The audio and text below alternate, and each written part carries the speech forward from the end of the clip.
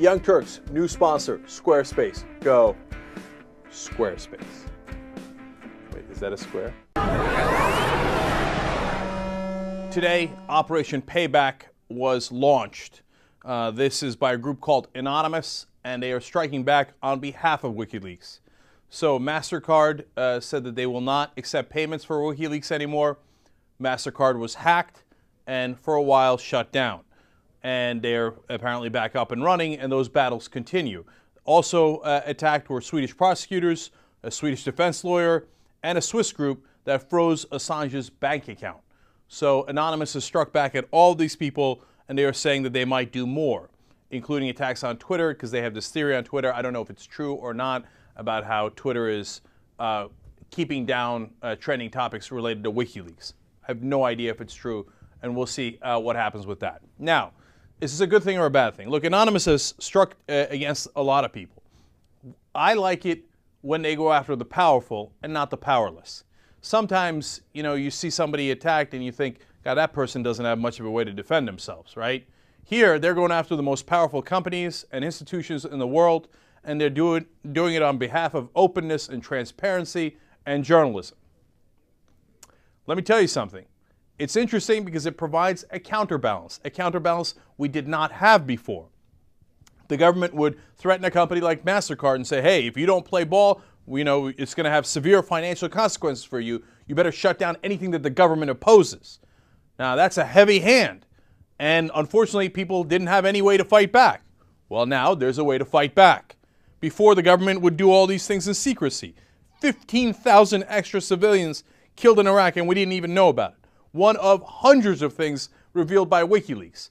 Journalists killed in that footage that we saw in Iraq, where the helicopter shoots down innocent journalists and mows them down. All that stuff we didn't know, and we didn't have a way of knowing. Now we do.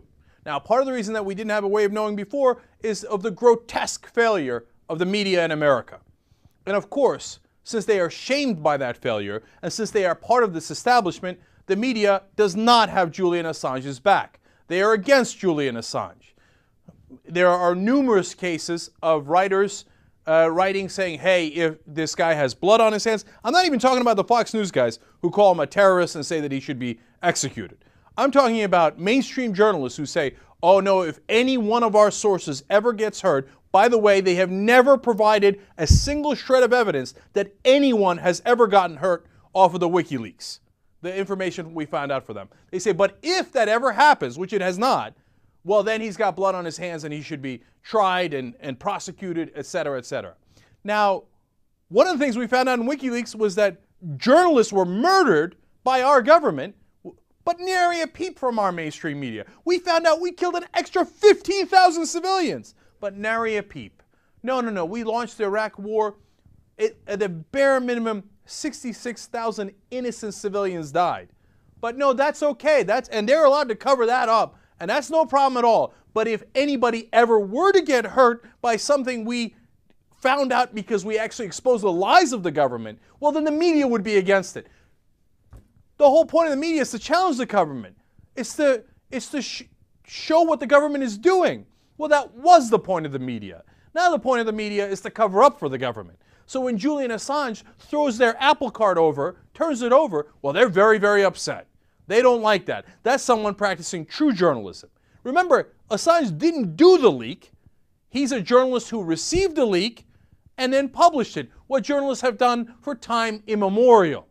But now none of the other journalists have his back. Well, I'm not for that. I'm against that. So if there's a little Operation Payback, well, I find that to be fascinating.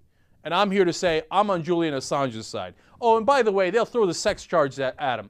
Let me give you a little, and I saw this on Glenn Greenwald's blog. He makes a great point.